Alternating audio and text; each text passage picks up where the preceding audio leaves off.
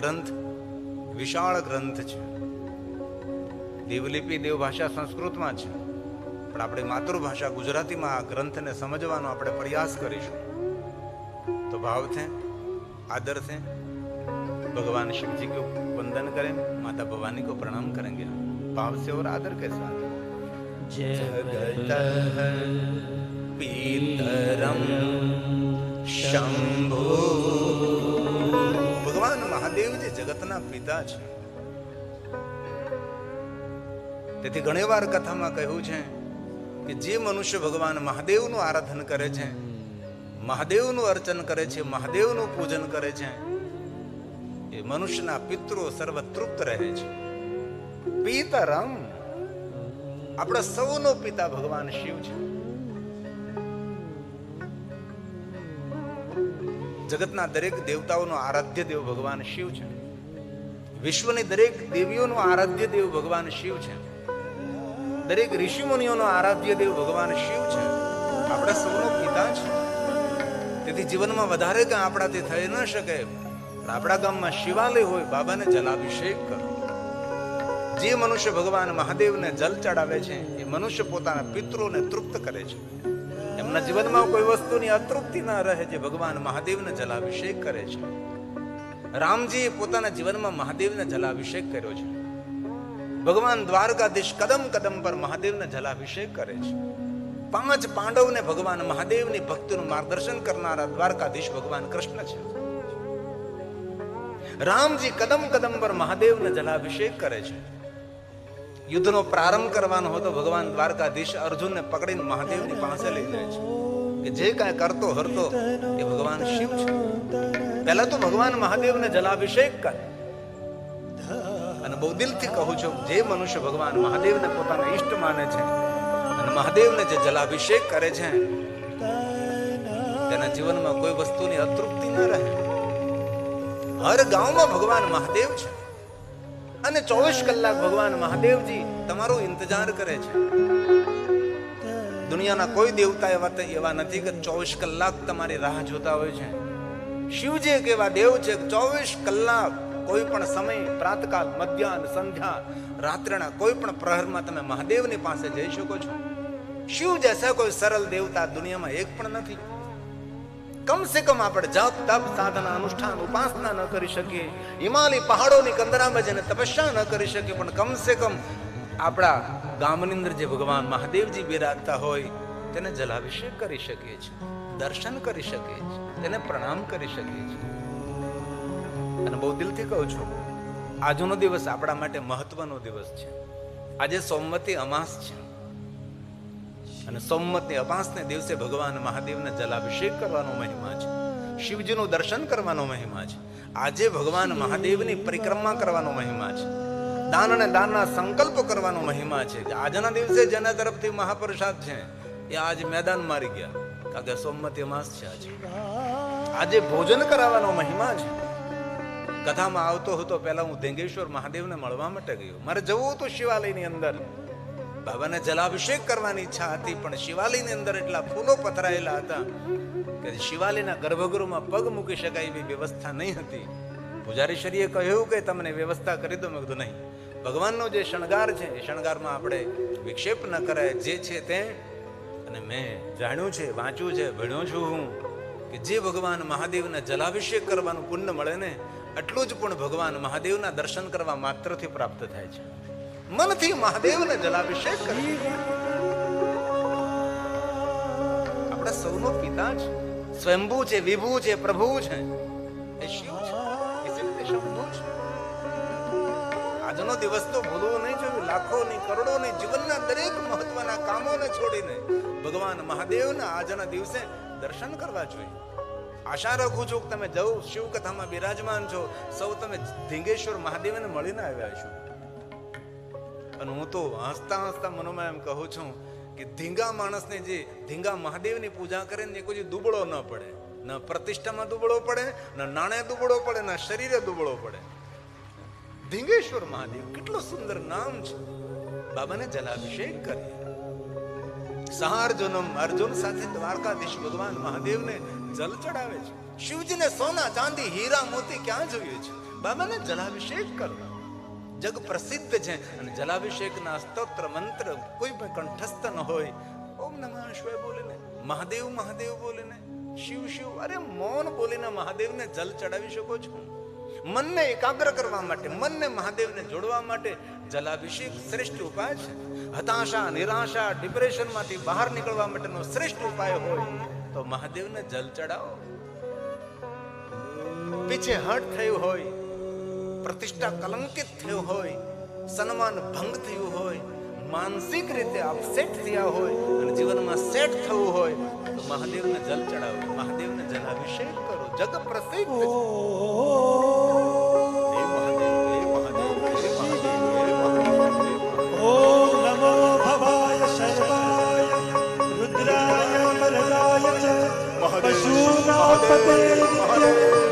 ઉગ્રાય ચ કપાર્દિને મહાદેવાય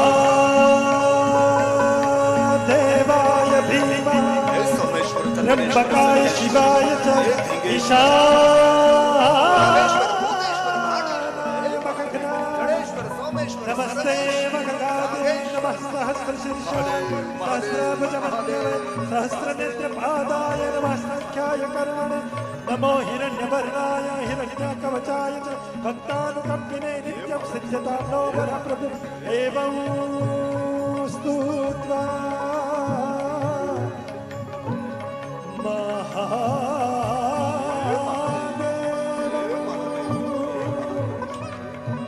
વાસુદેવ સહાર્જુન પ્રસાદ્યામાસ ભવં તદા શાસ્ત્રોપલબ્ધે ઓ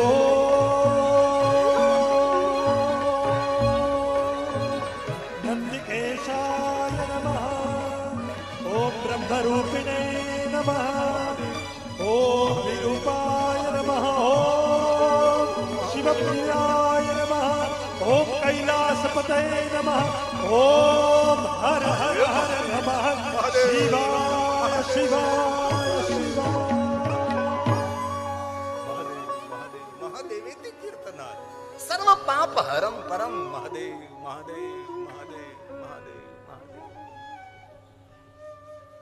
પ્રશ્ન એક ઉઠે કે ભગવાન મહાદેવની વંદના ભગવાન વ્યાસજીએ કરી તો શંભુ નામ શા માટે? ભગવાન શંકરજીના તો અગણિત નામ છે.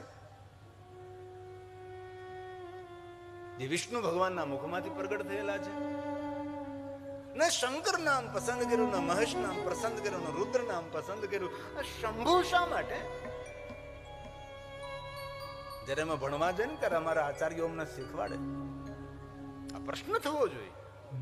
ત્યારે કહ્યું જે સ્વયંભૂ છે, જે વિભૂ છે એ શંભુ છે.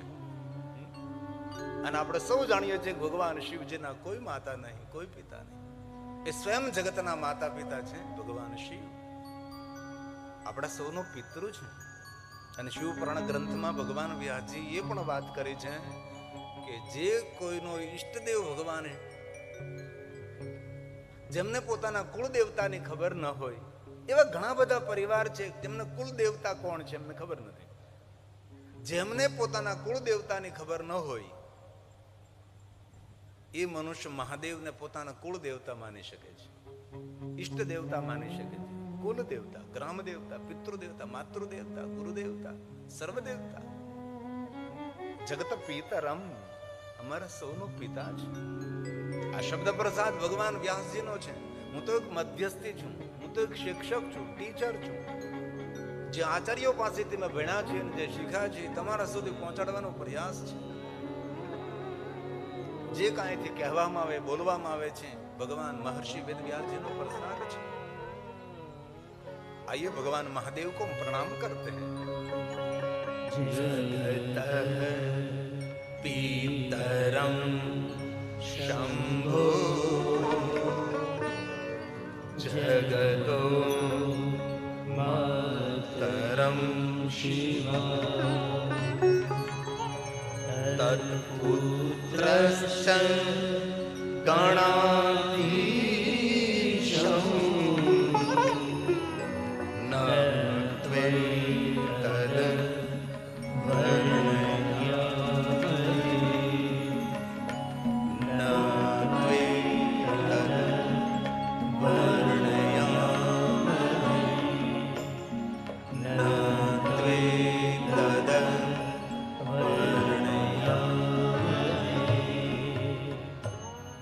ભગવાન મહાદેવ, એ માં ભવાની, હું પ્રણામ કરું છું.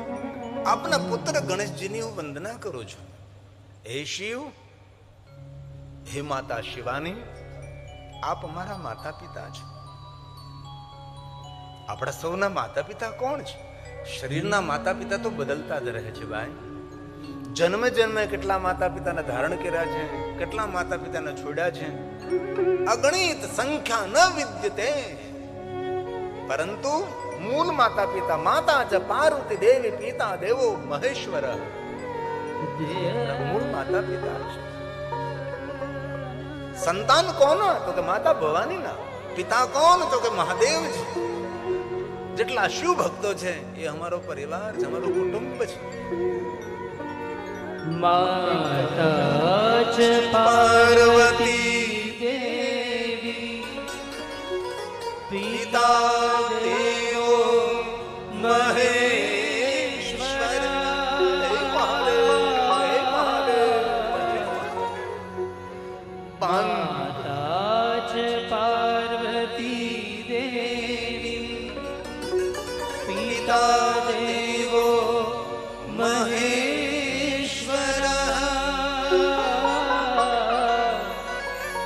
બાંધવા શિવ ભક્તા ચ સ્વદેશો ભુવનમ, સ્વદેશો ભુવનમ. આપણે સોનો સ્વદેશ એક ભુવન નહીં, ત્રિભુવન આત્મા વિચરણ કરે છે. આજે મૃત્યુ લોકમાં છે, બીજા અન્ય કોઈ લોકમાં હોઈ શકે. એક બ્રહ્માંડ નહીં, 14 બ્રહ્માંડ. એક બ્રહ્માંડમાં કરોડો પૃથ્વીઓ છે, કરોડો સૂર્ય છે એક બ્રહ્માંડમાં. એવા 14 બ્રહ્માંડના સંશોધન આપણા ઋષિ મુનિઓ કર્યું છે. અંતે એમ કહ્યું કે 14 બ્રહ્માંડનું સંશોધનમાં કરી શક્યા છે.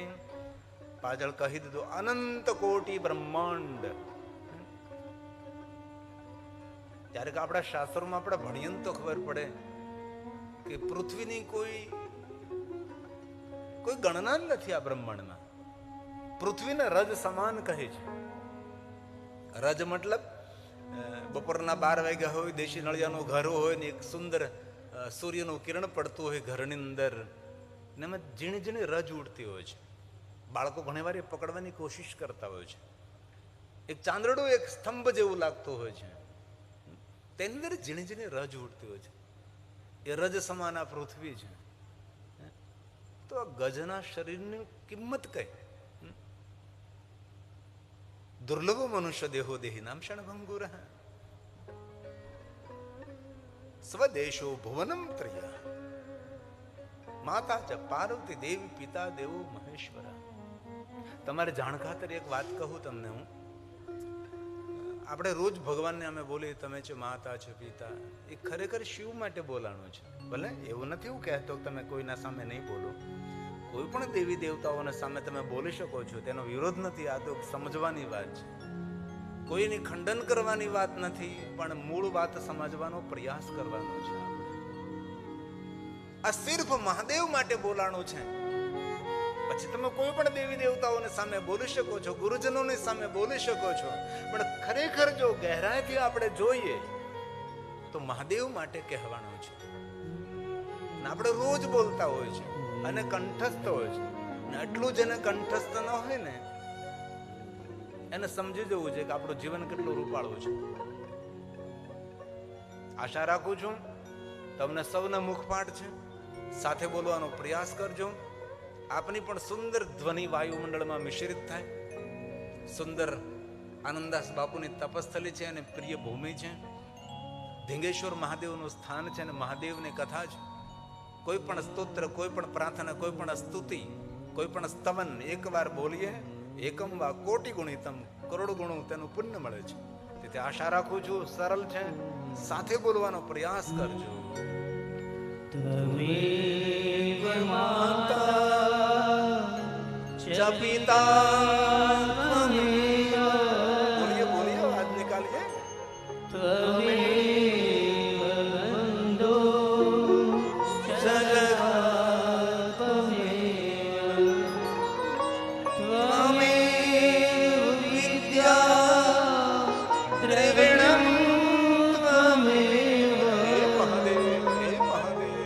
ત્વમેવ સર્વં મમ દેવ દેવ.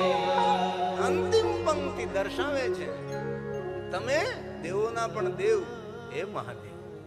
બોલીએ ફિર સે ત્વમેવ સર્વં મમ દેવ દરેક દેવતાઓના દેવ હે મહાદેવ હું તમને પ્રણામ કરું છું. ભગવાન વ્યાસજી એમ કહે છે કે તમારા ગુણગાન ગાવા માટે હું સમર્થ નથી, હું અસમર્થ છું. નાત્ર તદ વર્ણયામહે. કેટલી સરસ વાત કરી છે. ભગવાન મહર્ષિ વેદવ્યાસ જેવા સામર્થ્યવાન કોણ હોઈ શકે છે? એમને પણ ઊંચા હાથ કરીને કહી દીધું કે હું તમારો મહિમા ગાવા માટે સમર્થ નથી, અસમર્થ છું. મારી વાણીને પવિત્ર કરવા માટે આપનો હું મહિમા ગાઉં છું. અને એક વાત કહેતા ખૂબ આનંદ થાય છે. મહર્ષિ ભગવાન વેદવ્યાસજી મહાદેવના પરમ ભક્ત છે. જે કહે તેમની પાસે સામર્થ્ય છે શિવ ઉપાસનાથી પ્રાપ્ત થયું છે. આ એક શ્લોકમાં ભગવાન વ્યાસજીને પણ પ્રણામ કરીએ, કારણ કે ગાદી ભગવાન વ્યાસની છે. જે કાંઈ અમે બોલીએ છીએ ભગવાન મહર્ષિ વેદવ્યાસનો પ્રસાદ પણ છે. નમોસ્તુતે વિશાલ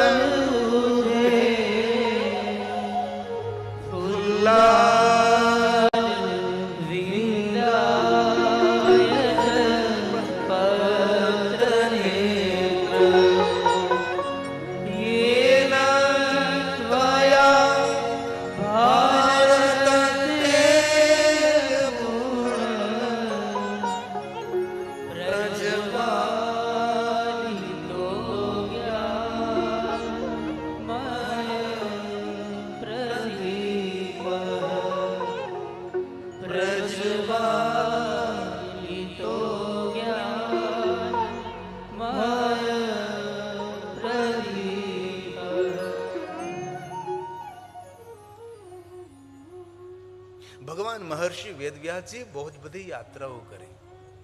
દૂર દૂર એક એક તીર્થ તીર્થ તીર્થ તીર્થ તીર્થમાં ગયા. અને તીર્થ યાત્રા કરતા કાશી વિશ્વનાથના સાનિધ્યમાં આવ્યા. કાશી નગરીમાં પ્રવેશ કર્યો.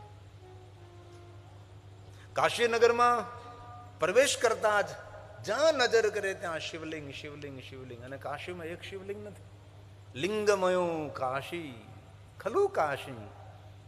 પૂરી શિવલિંગોથી ભરી આ કાશી નગરી છે. જેટલા ધરતી પર શિવલિંગો છે ને એટલા બધા શિવલિંગો કાશીનગરમાં છે. કાશીની શોભા છે. કાશીની નાની નાની ગલીઓ, એક એક ગલીમાં મહાદેવજી બિરાજે છે. અને કાશીની કોઈ પણ ગલીમાં તમે જાઓ એટલે એ કાશીની નાનકડી એવી ગલી એ ગંગાના કિનારે પહોંચતી હોય છે. કોઈ દી ભૂલા ન પડીએ આપણે. કોઈ પણ ગલીમાં તમે ચડી જાઓ ચાલવા લાગો એટલે ગંગાનો ઘાટ આવી જાય. અને એટલા બધા શિવલિંગો કાશીનગરમાં છે, આ કલ્પનીય. ભગવાન વ્યાસજીને થયું અસમંજસ કે આ શિવલિંગની ઉપાસના કરું. અંતે અંદરથી અવાજ ઉઠો, આ કાશીના મધ્યમાં જે મહાદેવ બિરાજે છે જેનું નામ મધ્યમેશ્વર મહાદેવ છે. ત્યારે કાશીમાં જાઓ ને તો થોડા દિવસો રોકાવું. આપણા ગુજરાતીઓ શું છે, યાત્રા બહુ કરે પણ ભાગમ ભાગ યાત્રા કરે. તીર્થમાં રોકાવું, તીર્થોનો અહેસાસ કરવો, તીર્થોનો વાઇબ્રેશનનો અનુભવ કરવો, ઋષિમુનિ તપસ્યાનો અનુભવ કરવો, પણ નહીં. બસ આપણા શાસ્ત્રોમાં કહ્યું તીર્થ નિવાસ કરવું. આમ તો એવું કહ્યું છે કે વ્યવહાર પૂર્ણ થઈ જાય ને વ્યવહાર પૂર્ણ થયા બાદ બાકીની શેષ આયુ વિશેષ પ્રકારે તીર્થોમાં રહેવું. અને આવા ઘણા બધા મેં જોયા છે ડાહ્યા માણસો કે બધું છોડી પોતાની થોડી ઘણી મૂડી હોય લઈ અને તીર્થોમાં નિવાસ કરતા હોય છે. બાકીનું રહેલું જીવન ભગવાનને સમર્પિત કરતા હોય છે. ઘરમાં હાડાડ થવું એના કરતા તીર્થોમાં જતું રહું શું ખોટું ભાઈ? વેદના નહીં થાય છોડવાની, બાકી અંત સમયે તો છોડવું પડશે જ. પણ ભગવાનને પ્રાર્થના પણ કરીએ, ઉર્વારકમે બંધનાત મૃત્યુ મુક્ષી મામૃતા, એવી રીતે મને માયાના બંધનોમાંથી મુક્ત કરાવજે ભગવાન, અમને કે અમારા પરિવારને વેદના ન થાય, પીડા ન થાય. તો ક્યારેય કાશીમાં જવાનું થાય તો મધ્યમેશ્વર મહાદેવ એ ભગવાન મહર્ષિ વેદવ્યાસજીની તપસ્થલી છે. અત્યારે જે તમે જોઈ રહ્યા છો ટીવીમાં, એ મધ્યમેશ્વર મહાદેવ છે. અને કાશીમાં રોકાણ કરી ગલી ગલીમાં મેં શિવલિંગને મળ્યો છું. આવી બધી ગલીઓ છે, એમાં સ્થાનિક માણસને સાથે રાખવા પડે છે. અને પૂરી રેકોર્ડિંગની ટીમ સાથે એક એક મહાદેવને મળ્યા છે. વ્યાસ કાશી પણ છે, ત્યાં વ્યાસેશ્વર મહાદેવનું બહુ જ પ્રાચીન ભગવાન શિવજીનું સ્થાન પણ છે. આ છે વ્યાસેશ્વર મહાદેવ. આપણે ગુજરાતીઓ બહુ ઓછા જાય, નહીં વાત જતા જ નથી, સમજો. ભગવાન મહર્ષિ વેદવ્યાસ દ્વારા સ્થાપિત છે વ્યાસ નગરી, વ્યાસ કાશી, વ્યાસેશ્વર મહાદેવ.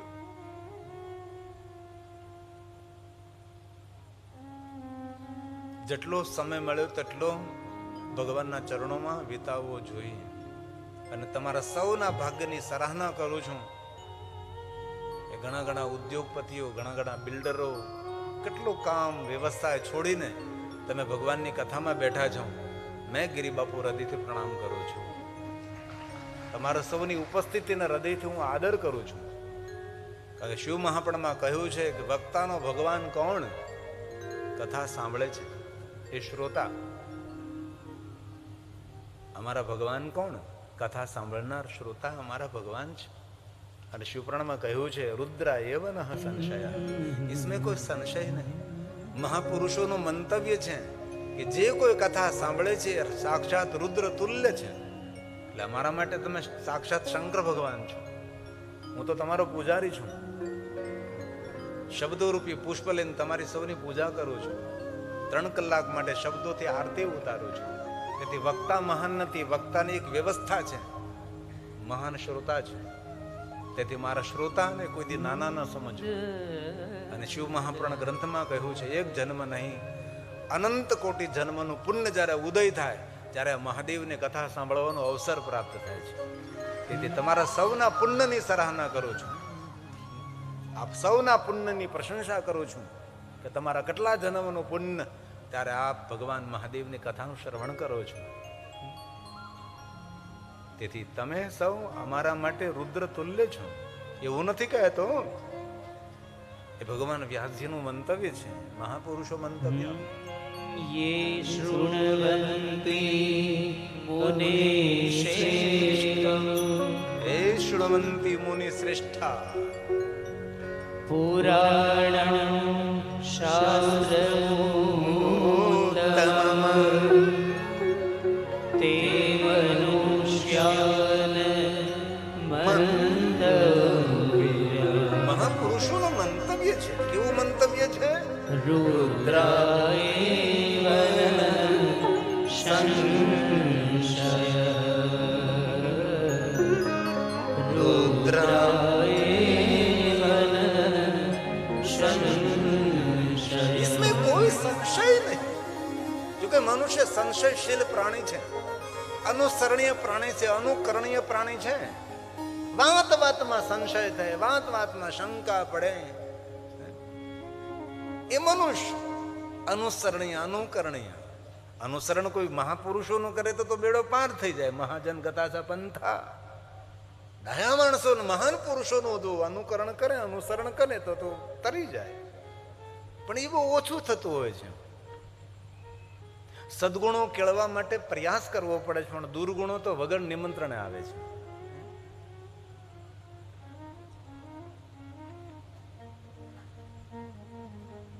કાશીમાં નજર કરી જ્યાં જોઉં ત્યાં શિવલિંગ શિવલિંગ. ભગવાન વ્યાસજીએ મધ્યમેશ્વર મહાદેવની પસંદગી કરી. બ્રહ્મ મુહૂર્તમાં ઉઠે છે, ગંગા સ્નાન કરે છે, અને ભીના કપડાથી, નિતરતા કપડાથી મહાદેવ મધ્યમેશ્વરનું પૂજન કરે છે.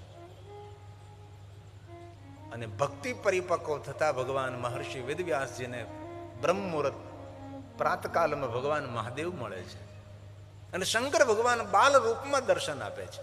બાલ શિવ આ સ્થાને અત્યારે જે તમે જોઈ રહ્યા છો, આ રેકોર્ડિંગ એટલા માટે રાખું છું, બધા માણસો ત્યાં જઈ ન શકે, પણ કમસે કમ તેનાથી પરિચિત તો બને, મન સ્મૃતિમાં ચિત્ર તો અંકિત થાય.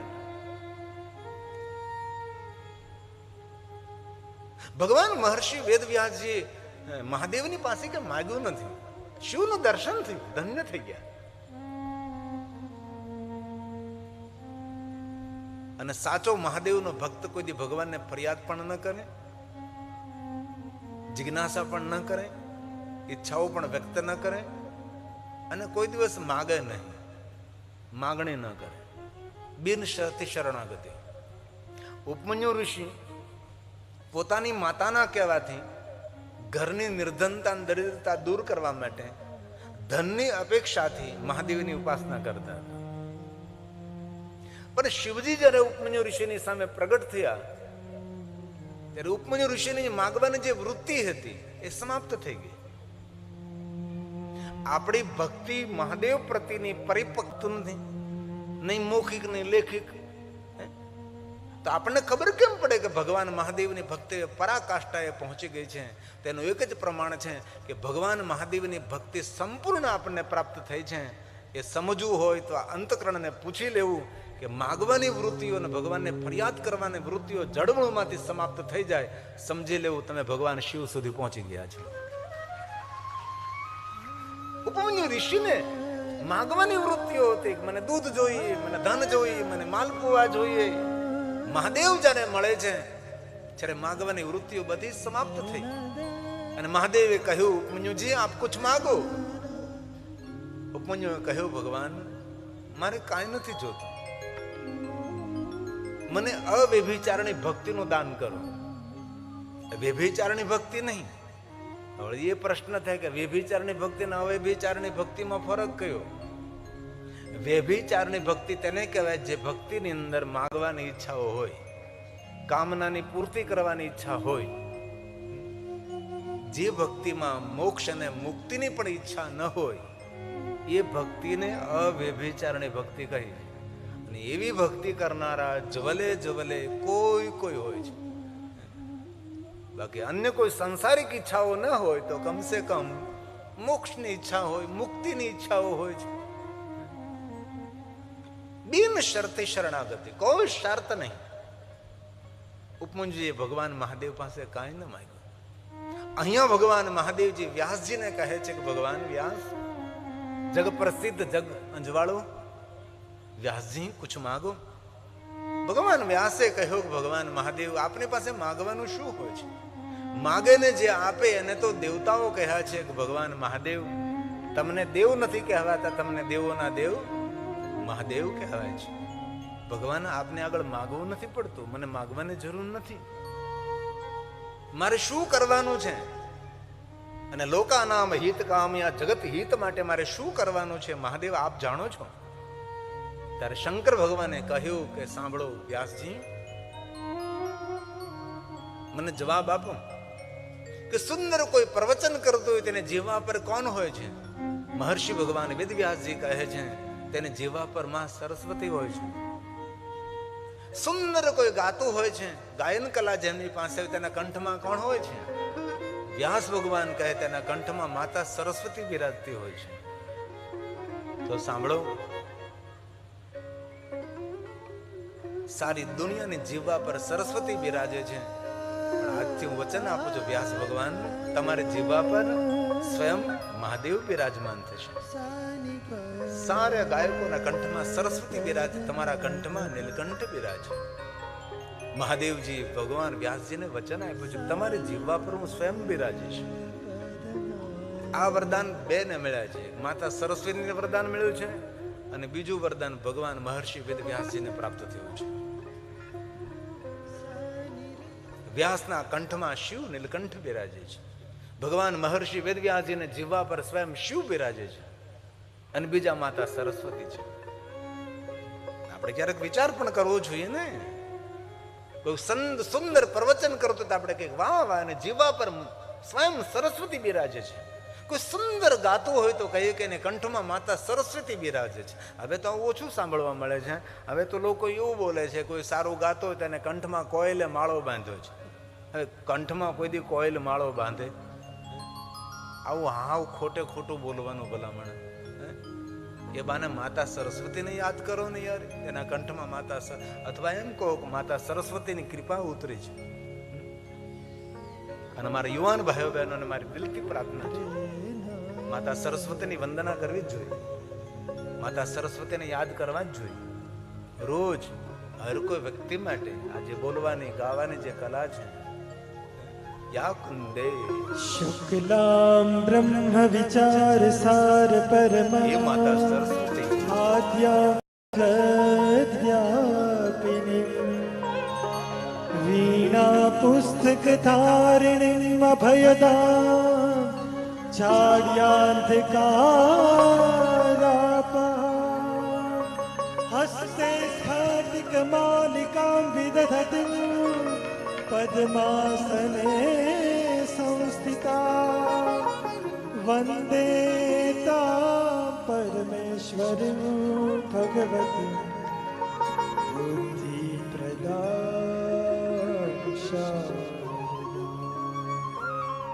યા કુંદેન્દુ તુષારહાર ધવલા યા શુભ્રવસ્ત્રામૃતા યા વીણાવરદંડમંડતિલકરા યા શ્વેતપદ્માસના યા બ્રહ્માચ્યુતશંકર પ્રભૃતિભિः દેવૈः સદા વંદિતા सा માં પાતુ સરસ્વતી ભગવતી